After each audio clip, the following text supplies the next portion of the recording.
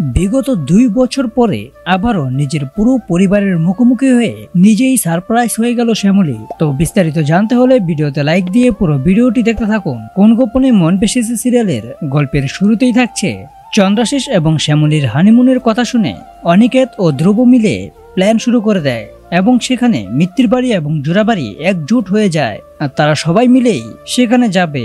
আর ওইখানে শ্যামলীও হাজির হয়েছে। আর তখনই অনিকেত শ্যামলীর চোখটা নিজের হাত দিয়ে ধরে রেখে আর তখন বলতেও থাকে আজকে অনেক বড় একটা সারপ্রাইজ আছে।